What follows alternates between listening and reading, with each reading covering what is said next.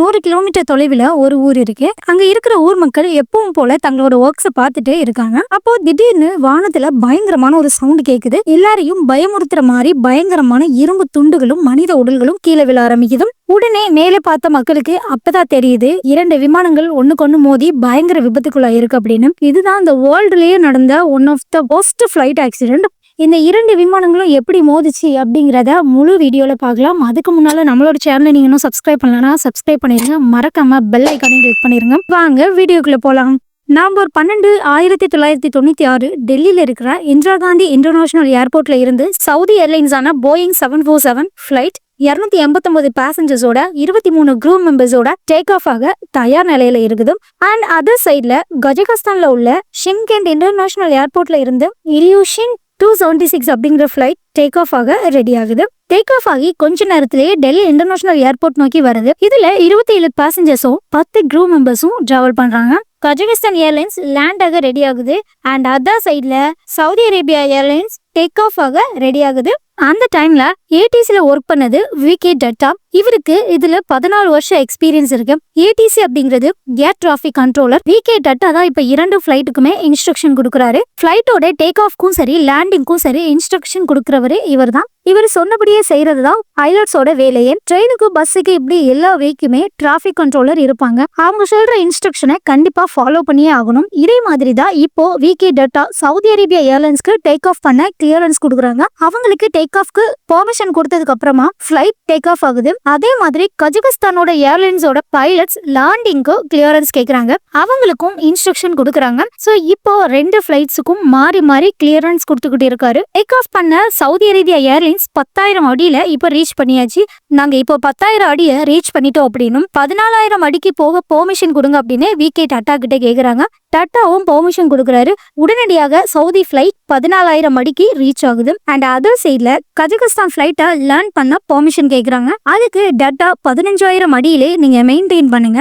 ஏன்னா கீழே ஆப்போசிட்ல சவுதி ஃபிளைட் 14,000 ஃபீட்ல இருக்காங்க அப்படின்னு சொல்றாங்க. இப்போ 2 ஃபிளைட்ஸுக்கும் 1000 ஃபீட் மட்டுமே டிஸ்டன்ஸ் இருக்கு. 2 ஃபிளைட்ஸுமே சொன்ன மாதிரி ஏடிசி டாட்டாவை ஃபாலோ பண்ணிக்கிட்டு இருக்காங்க. இதுக்கு அப்புறம் கொஞ்ச நேரத்திலேயே ஏடிசி கண்ட்ரோல் ரூம்ல இருக்க டாட்டாவோட ரேடார் ஸ்கிரீன்ல பிளிங்க் ஆகிக்கிட்டு இருந்த 2 விமானங்களோட சிக்னலும் நெருங்கி வருகிறத பாக்குறாரு. இதை பார்த்து பயந்த விகே டாட்டா 2 ஏர்லைன்ஸையுமே கான்டாக்ட் பண்ண ட்ரை பண்றாரு. ஆனா அதுக்கு முன்னாலேயே 2 ஃபிளைட்ஸோட சிக்னலும் காணாம போகுது. டாட்டாவால 2 ஃபிளைட்ஸையும் கான்டாக்ட் பண்ண முடியாம போகுது. உடனே பயந்து ஏதாவது டிசாஸ்டர் நடந்திருக்குமோ அப்படின்னு ஹையர் அபிஷியல்ஸ்க்கு இன்ஃபார்ம் பண்றாங்க.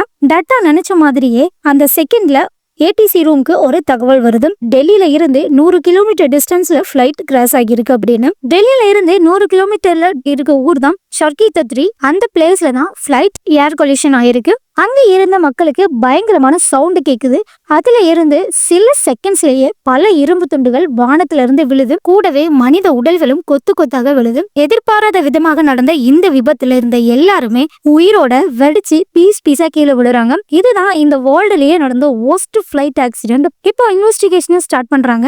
இன்வெஸ்டிகேஷன் ரிப்போர்ட் ஒட்டுமொத்த உலகத்தையுமே திரும்பி பார்க்க வச்சதோட மொத்த ஏவியேஷன் சிஸ்டத்தையுமே மாத்தி அமைக்கிறாங்க. ஏன் அப்படின்னா இந்த ஆக்சிடென்ட் முட்டாள்தனமான அண்டர்ஸ்டாண்டிங்கால நடந்திருக்கு அப்படிங்கறது இன்வெஸ்டிகேஷன் முடிச்சதுக்கு அப்புறமா தான் தெரியுது.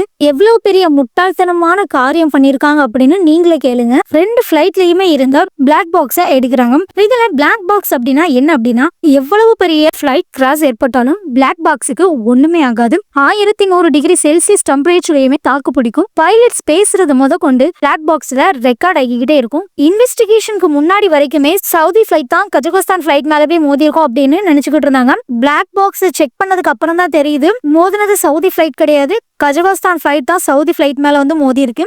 சவுதி ஏர்லைன்ஸ் சொன்ன மாதிரியே இன்ஸ்ட்ரக்ஷனை ஃபாலோ பண்ணியிருக்காங்க. கஜகஸ்தான் ஏர்லைன்ஸோட பைலட்ஸ் கொடுத்த இன்ஸ்ட்ரக்ஷனையே மறந்து பர்சனலா பேசிட்டு இருந்திருக்காங்க. இது பிளாக் பாக்ஸ்ல கிளியரா ரெக்கார்ட் ஆயிருக்கு. இவங்க 2 பேரும் நெக்ஸ்ட் என்ன சாப்பிடுறது, டெல்லியில போய் ரீச் ஆகிட்டு எப்படி நம்ம திரும்பி ஃபிளைட்டை லேண்ட் பண்றது, எப்போ டேக் ஆஃப் பண்றது, இந்த மாதிரி அவங்களுக்குள்ள அவங்க லோக்கல் லாங்குவேஜ்ல பேசிட்டு இருந்திருக்காங்க.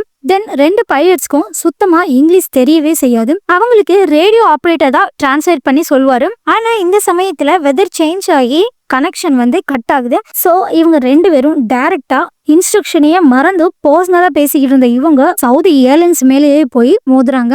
இன்ஸ்ட்ரக்ஷனை மறந்து போய் மோதுனாங்க அப்படின்னு சொல்றதை விட இங்கிலீஷ் தெரியாம டட்டா சொன்னதை புரிஞ்சுக்காம கஜகஸ்தான் பைலட் சவுதி ஃபிளைட் மேல மோதிருக்காங்க. இதுதான் உண்மை. ஒரு சின்ன மிஸ் அண்டர்ஸ்டாண்டிங் எவ்வளவு பெரிய விபத்துக்குள்ள இருக்கு அப்படிங்கறத நீங்களே பாருங்க. இதுக்கப்புறம் மொத்த ஏவியேஷன் சிஸ்டத்தையுமே மாத்துறாங்க. இங்கிலீஷ் பேச தெரிஞ்சு அதுக்கு டெஸ்ட் வச்சு அதுக்கப்புறம் தான் ஒர்க்குக்கே எடுப்பாங்க. இதுக்கப்புறம் தான் இங்கிலீஷ் லாங்குவேஜ் எல்லா உலக நாடுகளுக்கும் பரவ ஆரம்பிச்சது. டேக் ஆஃப்க்கும் லேண்டிங்க்கும் ஒரே ஏடிசி கண்ட்ரோலர் இருந்ததுனால தான் இந்த விபத்தே ஏற்பட்டிருக்கு. இந்த ஆக்சிடென்ட்க்கு அப்புறமா டேக் ஆஃப்க்கு தனியா ஒரு கண்ட்ரோலரும் லேண்டிங்க்கு தனியா ஒரு கண்ட்ரோலரும் நியமிக்கப்படுறாங்க. இதை பத்தி நீங்க என்ன நினைக்கிறீங்க அப்படின்னு கண்டிப்பா கமெண்ட்ல சொல்லுங்க.